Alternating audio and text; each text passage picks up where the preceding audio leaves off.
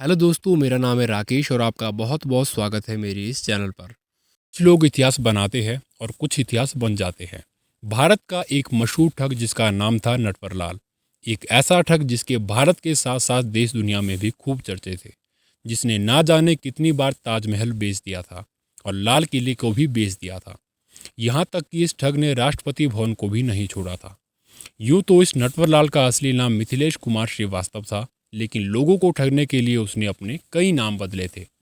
तो आज की वीडियो में हम बात करेंगे हिंदुस्तान के सबसे बड़े ठग मिस्टर नटवरलाल के बारे में। बिहार की राजधानी पटना से लगभग 150 किलोमीटर दूर एक गांव पड़ता है, जीरादेई। इस गांव को लोग आज़ाद भारत के प्रथम राष्ट्रपति डॉक्टर राजेंद्र प्रसाद के गांव के नाम से भी जानते हैं। जीरादेई जिस जिले में आता है उस जिले का नाम है सिवान। लेकिन आज बात होगी उस शख्स की जिसने अपने कामों से, या ऐसे बोले कि अपने कारनामों से, प्रशासन और सरकार की नींदें उड़ा दी थी। वो शख्स कोई और नहीं बल्कि मिथिलेश कुमार श्रीवास्तव था, उर्फ मिस्टर नटवरलाल। जी हाँ, उनके नाम के आगे मिस्टर लगाना इसलिए ज़रूरी है क्योंकि उनके गांव वालों को सिर्फ नटवरलाल कहना अच्छा नहीं लगता है। इसकी क्या वजह है, ये बात हम आपको आगे वीडियो में बताएंगे। तो कहानी शुरू करते हैं। मिथिलेश कुमार श्रीवास्तव का जन्म 1912 में जीरादेई के निकट बांगरा गांव में हुआ था। अपने भाई बहनों में वो सबसे बड़े थे और वकालत की पढ़ाई भी कर चुके थे। हालांकि वो एक बार मैट्रिक में फेल भी हो चुके थे, लेकिन बावजूद इसके वो मेहनत किए और उसने ये डिग्री हासिल की। उनकी ज़िंदगी आराम से गुजर रही थी, लेकिन इसके बाद कुछ ऐसा हुआ कि लोगों के होश उड़ गए। हुआ ये कि उनके एक पड़ोसी ने उनको एक बैंक का डिमांड ड्राफ्ट दिया था और उन्होंने बोला कि मिथिलेश जाओ, बैंक से मेरा पैसा निकाल कर लाओ। पहले वो बैंक में गया, उसने पैसे निकाले और उसने ऐसे ही साइन दोबारा से करने की कोशिश की। बाद में उसने देखा कि ये तो हूबहू साइन हो गया है। यहीं से उसका खुरापाती दिमाग चला और फर्जी साइन करके उनके बैंक से 4,000 रुपये और निकाल लिए। जब खाते के मालिक को इस बात की जानकारी हुई तब वो बैंक मैनेजर से इस बात की शिकायत करने के लिए गए और वो बोलता है कि मैंने तो बैंक से कोई पैसा नहीं निकाला है। जवाब में बैंक मैनेजर ने बताया कि आपके पैसे को उसी लड़के ने निकाला है जिसको आपने पहले दिन पैसे लेने के लिए भेजा था। लेकिन हमें लगा कि शायद पहली बार की तरह ही उसके बाद भी आपने ही उस लड़के को पैसे निकालने के लिए भेजा होगा। पड़ोसी समझ चुका था कि ये मिथिलेश का ही काम हो सकता है और शायद उसी ने ही उसके डुप्लीकेट साइन भी किए होंगे। और यहीं से कहानी शुरू होती है मिथिलेश कुमार श्रीवास्तव से मिस्टर नटवरलाल बनने की। लेकिन ये सब करने के बाद मिथिलेश की घर में बहुत पिटाई होती है। घर में वो पड़ोसी सारा कुछ उसके पिता के पास बता देता है कि कैसे इसने बैंक में धोखाधड़ी की है। उसके बाद नटवरलाल घर से भाग गए और पहुंच गए कलकत्ता। वहां पर उसकी जान पहचान का कोई नहीं था, लेकिन उसका दिमाग इन कामों में बहुत चलता था। उसको पैसे की भी ज़रूरत थी और साथ ही कुछ काम की भी ज़रूरत थी। तो कलकत्ता में वो पढ़ाई भी कर रहा था और साथ ही एक सेठ के बेटे को ट्यूशन भी दे रहा था। कुछ समय तक सब कुछ सही चला, लेकिन किसी काम के लिए जब नटवरलाल ने सेठ से पैसे मांगे तो सेठ ने उसे पैसा नहीं दिया और नटवर का एक महत्वपूर्ण काम रह गया। इस बात से गुस्सा होकर नटवर ने सेठ को सबक सिखाने की ठानी और कॉटन के किसी बिजनेस में लगभग 4.5 लाख रुपए का चूना लगाया और कलकत्ता से भाग गया। अब उनका नौकरी करने का बिल्कुल भी मन नहीं था, क्योंकि उसने एक नई दुनिया को देख लिया था। नकली साइन करना उनके बाएं हाथ का खेल था और वो इस खेल का पक्का खिलाड़ी बन चुका था और यही उसकी ताकत भी थी। साथ में फराटेदार अंग्रेजी बोलना और भेष बदलना उन्हें बेखूबी आता था। अब आपको मैं नटवरलाल का एक फेमस किस्सा सुनाता हूँ। ये उस समय की बात है जब केंद्र में नारायण दत्त तिवारी वित्त मंत्री थे और राजीव गांधी प्रधानमंत्री थे।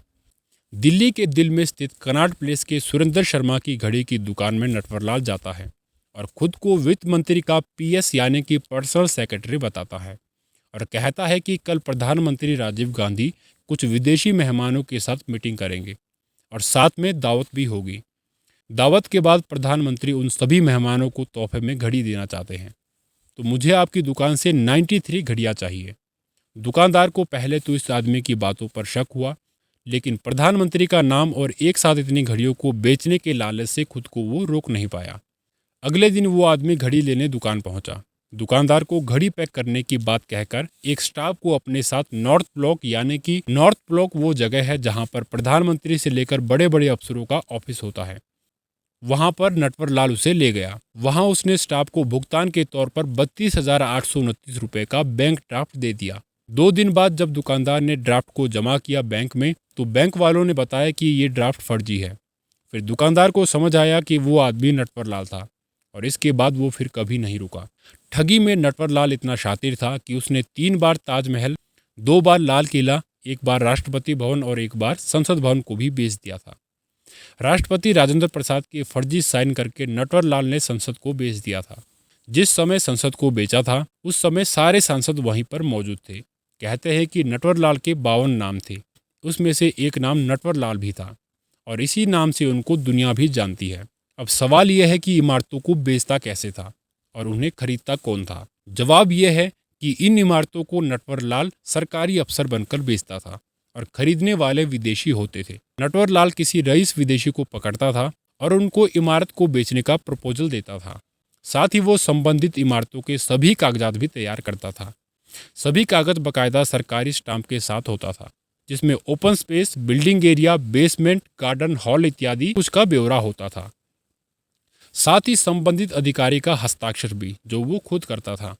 ये देखकर विदेशी को विश्वास हो जाता था कि वो डील करने को तैयार है। नटवर लाल नेता के साथ साथ देश के बड़े बड़े उद्योगपतियों को भी चुना लगा चुका है। कभी समाज सेवक के तौर पर, कभी किसी एनजीओ के नाम पर, तो कभी किसी और बहाने से। इन नामों में धीरूभाई अंबानी, रतन टाटा और बिरला जैसे नाम हैं। इतने सारे कारनामों को अंजाम देने के बाद अब नटवर लाल प्रतिदिन अखबारों की सुर्खियां बनने लगा था। वो अपना नाम अखबार में देखता था तो उसे अपने आप पर गर्व होता था, वो खुश होता था। अब बात करते हैं नटवर लाल की गिरफ्तारी कैसे कैसे हुई। जब नटवर लाल का नाम आम लोगों में पॉपुलर हो रहा था, तब बिजनेसमैन खास तौर से सचेत रहने लगे थे। ऐसे ही उनकी एक गिरफ्तारी कानपुर में हुई, जब वो एक ज्वेलर्स के दुकान में कुछ खरीदारी करने गया था। वो अपना तिगड़म भिड़ा ही रहा था कि दुकानदार को शक हो गया। उसे नटवर लाल को उलझाए रखा और पुलिस को फ़ोन कर दिया। पुलिस आई और नटवर लाल गिरफ्तार हो गया। नटवर लाल 9 बार गिरफ्तार हो गया था, लेकिन हर बार वो जेल से भागने में सफल रहा। उसे जालसाजी के 14 मामलों में दोषी ठहराया गया और 113 साल की सज़ा सुनाई गई, लेकिन उसने मुश्किल से 20 साल जेल में बिताए। अब मैं आपको लखनऊ जेल वाला किस्सा बताता हूँ, जो कि शायद हो सकता है कि आपने भी सुना होगा। बात उस समय की है जब नटवर लाल लखनऊ के जेल में बंद थे। इसी दौरान गांव से उनकी पत्नी की चिट्ठी आती थी। नियम के अनुसार जेल से आने वाले और जेल से जाने वाली चिट्ठियां सेंसर्ड होती है। मतलब ये हुआ कि चिट्ठी को पहले जेल के अधिकारी पढ़ते हैं, फिर उसे अंदर या बाहर ले जाने की अनुमति होती है। लखनऊ में नटवर लाल के नाम से 7-8 चिट्ठियां आ चुकी थी, लेकिन नटवर लाल ने अब तक एक भी चिट्ठी का जवाब नहीं दिया था।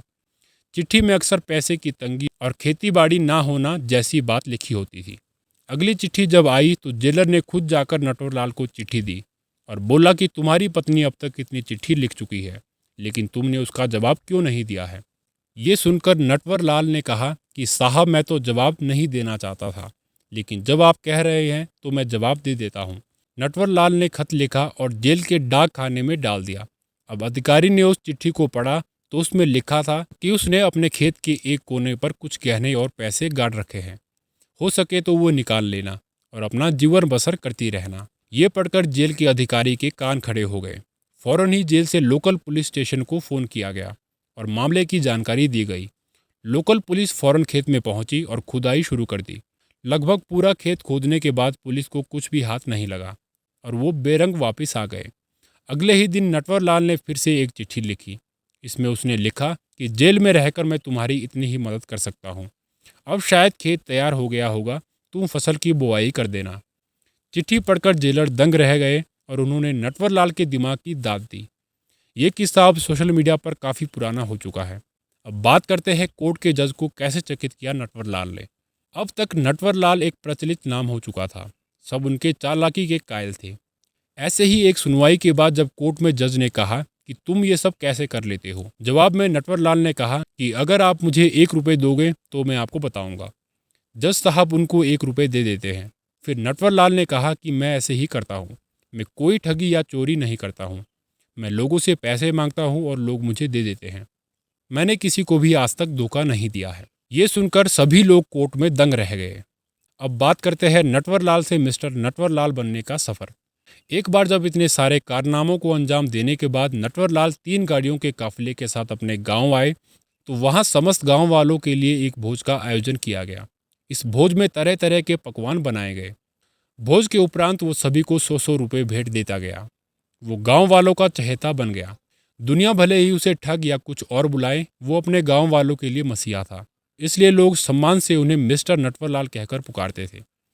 नटवरलाल को साल 1996 में आखिरी बार दिल्ली स्टेशन पर देखा गया, जब वो व्हील चेयर पर पुलिस वालों को चकमा देते हुए भाग गया था।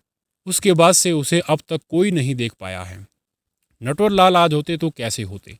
कहते हैं कि इंसान और वक्त, इन दोनों की तुलना एक साथ कभी भी नहीं करनी चाहिए। जब नटवरलाल आज से 40 साल पहले ऐसे कारनामे करते थे, तो आज के दौर में वो टेक्नोलॉजी के माध्यम से आज क्या कुछ नहीं कर सकते थे। नटवरलाल जैसा ठग हिंदुस्तान में आज से पहले कभी नहीं देखा गया और ना ही कभी दिखेगा। ठगी की इस दुनिया का इकलौता लेजेंड था वो। अपने गांव वालों के लिए रॉबिन हुड था। तो ये थी कहानी मिस्टर नटवरलाल की, जिसे हिंदुस्तान का सबसे बड़ा ठग माना जाता है। उम्मीद करता हूँ कि आपको वीडियो में मिली जानकारी अच्छी लगी होगी। मिलते हैं आपको एक और कहानी के साथ। धन्यवाद।